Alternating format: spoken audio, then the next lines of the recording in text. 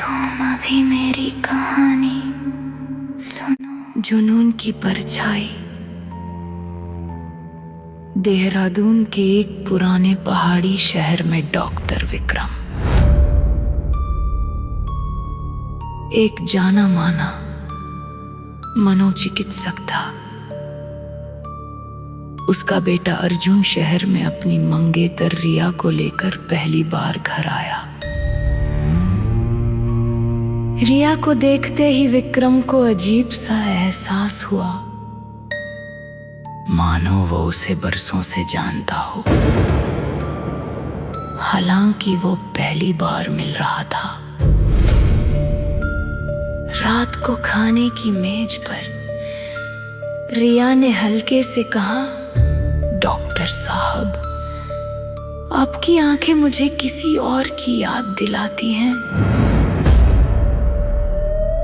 विक्रम मुस्कुराया, पर अंदर ही अंदर एक अजीब सिहरन दौड़ गई।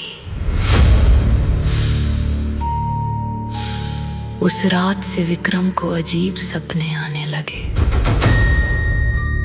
सपनों में एक स्त्री की परछाई रिया के चेहरे में बदल जाती और फिर धीरे धीरे किसी और भयानक रूप में। हर सुबह वो पसीने से तरबतर उठता। धीरे धीरे विक्रम का ध्यान सिर्फ रिया पर केंद्रित होने लगा। वो उसकी हर हरकत पर नजर रखने लगा। कब वो घर से निकलती, किससे बात करती। उसका ये जुनून धीरे धीरे सनक में बदलने लगा। एक दिन विक्रम को घर के तहखाने में एक पुरानी डायरी मिली, उसके दादा की, जो खुद भी मनोचिकित्सक थे। डायरी में लिखा था कि परिवार में हर तीसरी पीढ़ी में एक आदमी किसी अजनबी स्त्री के प्रति असामान्य लगाव महसूस करता है, और ये लगाव उसे धीरे धीरे पागलपन की ओर धकेल देता है। डायरी के आखिरी पन्नों पर एक चेतावनी लिखी थी, जब वो तुम्हारे सपनों में मुस्कुराए, समझ लेना वो इंसान नहीं। विक्रम की रूह कांप उठी।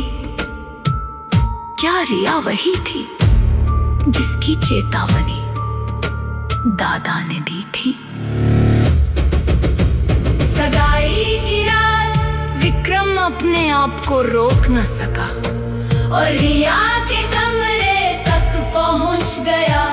दरवाजा खुला था। अंदर का दृश्य देखकर वो जड़ हो गया। रिया आईने के सामने खड़ी थी, पर आईने में उसका प्रतिबिंब कोई और ही था। एक धुंधली विकृत आकृति जो मुस्कुरा रही थी। रिया ने पीछे मुड़े बिना कहा, तुम्हारे दादा ने मुझे 100 साल पहले पहचान लिया था विक्रम। हर पीढ़ी में मुझे एक नया चेहरा चाहिए होता है, किसी का जुनून जो मुझे जिंदा रखे।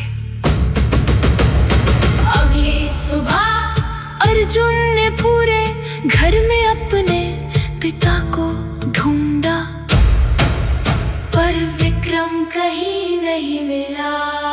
सिर्फ उसका कमरा मिला, जिसकी दीवारों पर रिया के चेहरे के सैकड़ों स्केच बने थे, और आईने में हल्की सी भाप पर उंगली से लिखा एक वाक्य, अब मैं हमेशा के लिए तुम्हारे साथ हूँ। रिया शादी के दिन मुस्कुराते हुए मंडप में बैठी थी, मानो कुछ हुआ ही ना हो।